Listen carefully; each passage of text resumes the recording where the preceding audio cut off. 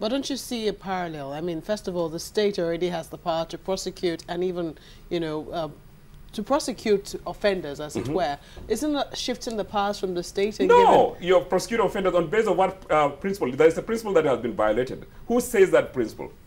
You understand? And that's why the council now recognized by the government. They said if it comes to saying that, okay, this polio vaccine is going to make people sterile in future, that they're not going to be this. And so who is now to do that? Is it NAFDAC? NAFDAC, has it gotten the scientific tools to come out with it? In spite of NAFDAC, we still see a lot of fake drugs. We still see a lot of people hawking these drugs there.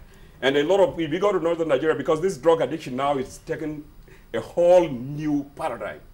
And once somebody is addicted, for him to carry a gun and kill somebody is nothing. I do see them when they come back and listen, they are yearning and all. So I always have some little agunja for them. He said, because there's no way you can talk to a drug addict without giving him something that will make him too cool. So I said, please, this is for you. Go away with your wahala. He said, oh, God bless you. Because then he quickly runs and recharges his cocaine or whatever, the fake cocaine or whatever thing it is. So we have serious drug crisis in northern Nigeria. Who has taken over? Wow. Because when we talk serious about who, and you see, when I was sorry, sir, let me land on this. When I was contesting before the presidency, I was contesting senatorial district, Borno Central, and I was like the Barack Obama. I think he learned from me. I was going everywhere on the grassroots, riding bicycles and things like that. And a lot of people said, this is not how Senate campaign is supposed to. You're supposed to go to the PDP or whatever thing it is, you know, make money and buy us over, and then, you know, rig election. I'm not saying that PDP does that, but you know, the way I was doing it, I said that's crazy. It's not done that way. So that way, I had been able to go to the grassroots, and I said, look, sir, if you're not going to Senate, we're going to deliver it for you by killing or something. Now buy us this kayanyaki.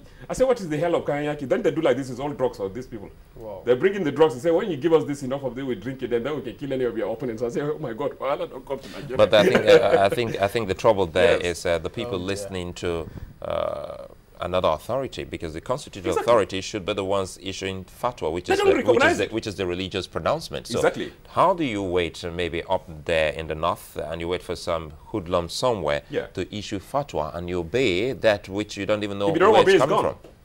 They keep on, they write letters. I was there in the theater of Boko Haram for 7 months in Maiduguri.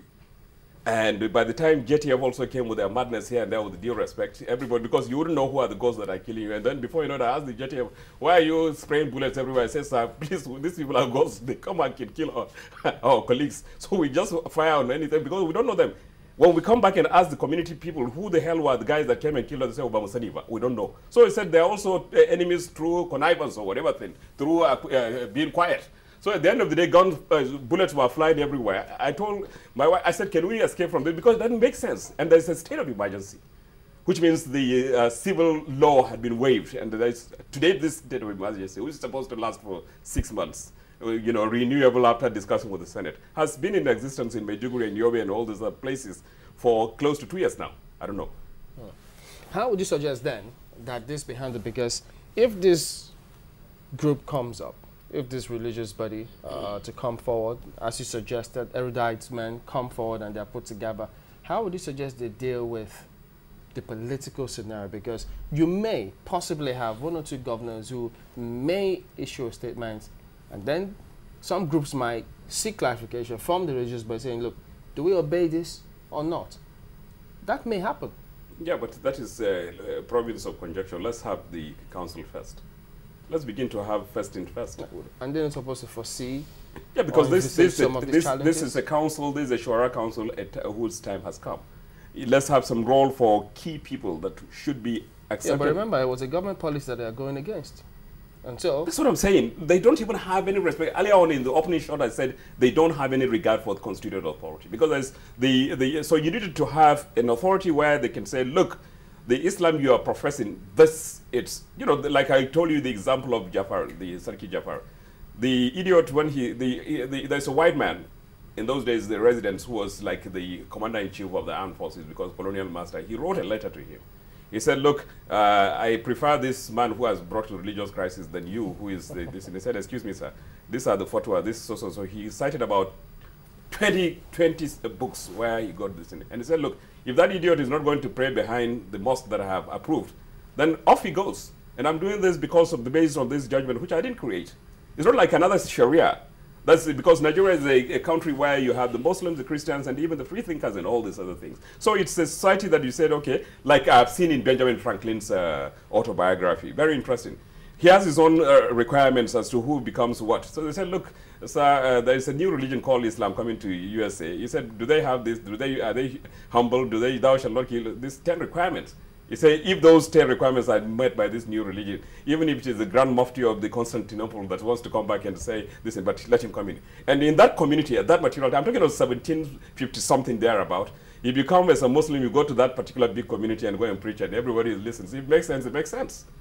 Because his argument was that religion is not supposed to be something that is a secret. And that is what is not happening in the north, because we've just been calling just one name, Gumi, Sheikh Gumi. Why is it that other imams or other preachers, they're not telling people the real Islam, so that when they get to see the leaflet that incites them, that tells them about the un-Islamic things, they should be able to know. So now the only people speaking up or people preaching to the people, to the young ones, are the Boko Haram. And they bring it up. Guys here, like I was telling you that this interview I'm granted, that there are certain things that I needed to do before even granting the interview. Who the hell is this man talking about us? Why does he know about it? And then he gets the bullet. And then he said, allegedly, man, you're always talking about Boko Haram. I tell them this, Julius Caesar. Cowards die many times before their death. The valiant never tastes of death but once. Of all the wonders that I yet have had, it seems to me most strange that men should fear. So a lot of men fear, thinking that death will go away. And this is so they don't speak. You understand what I mean? So the reality is that unless you now have a council that is authority, what is authority? You protect authority. And even Barack Obama, the president of America, or Angela Merkel of Germany, they get a lot of protection. Because everybody hates some kind of policy that they do. Because invariably, one policy you do as a president of Nigeria will affect another person's livelihood negatively. I mean, even though the world right now can come out with a win-win game where your policy can also enhance somebody else's policy. But a lot of people that are low thinking think that, okay, if I enhance the value of this man, it's going to affect me. So these are the kind of things that most of the scholars have difficulties in to come out because nobody is backing them. Like I now, at the end of this interview, I just drive my car and there's nobody with this. And some idiots even abducted me last 3 or 4 weeks and then they beat the hell out of me. Eventually I was, I should not say this on the air, but I was able to survive it. And I'm so proud of the National Maritime Authority that took over the hospital bill. And the intravenous injection they put to me, they were able to neutralize it. How many people can face this kind of trauma and still come out on the TV to be talking about all these idiots there?